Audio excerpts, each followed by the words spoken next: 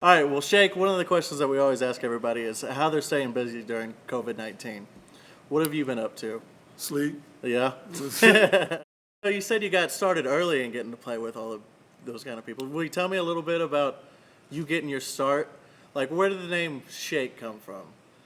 Shake came from, I was touring with this group, and the lead singer, I had back in the 70s, 80s, I had a big old afro, big afro, and I was a skinny kid. Yeah. So, people would say, look like a pencil with a big eraser on it. And, but I kept time with my head, Yeah. and I was relatively animated.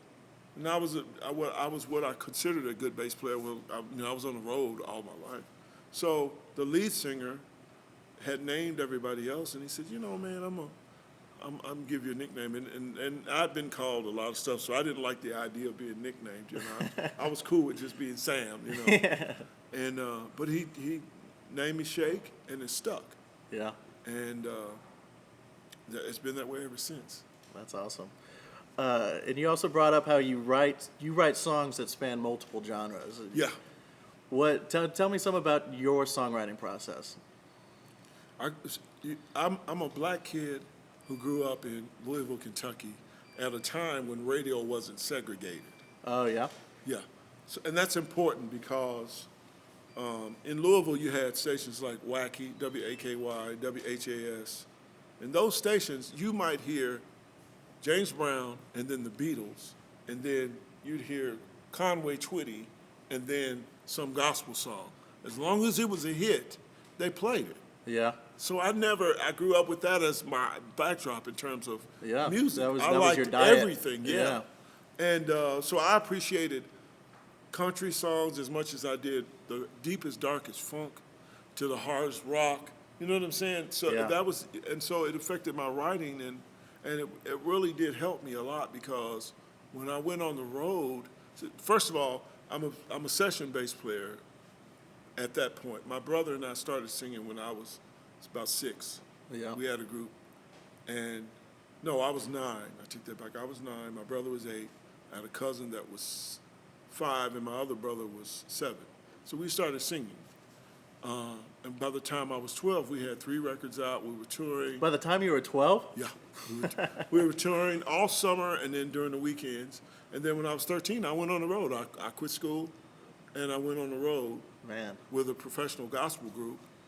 And that group just happened to be one of the biggest gospel groups in history called the Soul Stirrers. Okay. And that's where Sam Cooke came from. Johnny Taylor came from there.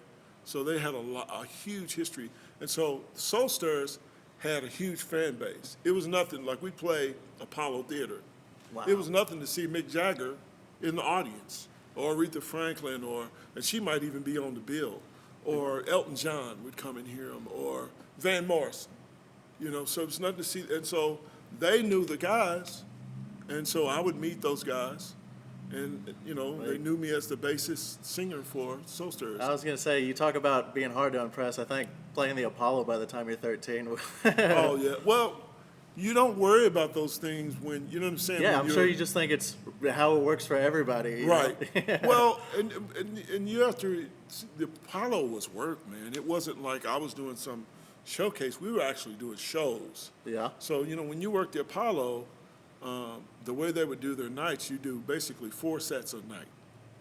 The doors open at 12, and every band does basically 30 minutes from 12 to about 2 in the morning. So Okay. however many acts are on. So every 3 hours, you're performing again. So you get over that whole being afraid thing real fast. Yeah. And so you might do a Heaven and Hell night, like that these thing called Heaven and Hell night, which might be Gladys Knight and the Pips, the Soul Stirrers, another R&B artist, and another gospel artist. And so it would be nothing to play with, like, the first set might be us, then Patti LaBelle, then another Mighty Clouds of Joy or somebody, and then another R&B artist, and we just do those shows all night. So after a while, everybody knows everybody. Yeah. And they're cooking in their dressing rooms, So it was, Solomon Burke was a guy who was an R&B singer. He was really big in the 70s, huge. And he would cook in his dressing room and sell chicken wings and chicken dinners He to would- all the performers. He'd be performing and selling Yeah. the food to all Oh, the yeah. other performers. Oh, yeah. He had electric plate, Yeah. and, man, he would cook them dinners, man, in there. And he wasn't the only one. Gladys Yeah. Knight might cook. It just depends on Who was the best cook from back then? Well, it depends on where you are, but I was always partial to like Aretha Franklin. Yeah. She made like banana pudding that was just Oh, unreal. nice. Man, good Lord. But Solomon Burke was an amazing, was an amazing cook. I'm trying to remember his name now, but he sang with, I can't think of this guy's name. He sang with the group called the Nightingales. But he was a phenomenal cook. And he even had a trailer that would be behind their bus. Just of his cooking stuff? Yeah, and you could go outside between the sets. You can go outside, and there'd be a line of people. When he come off the stage, he would go out and sell barbecue ribs and Oh, man. greens and you name it, man. Yeah. Well, Shake, that was a lot of fun. Thank you for joining us here tonight. Thank you for having me. I look forward to coming back. Yeah, man, I would love to have you back.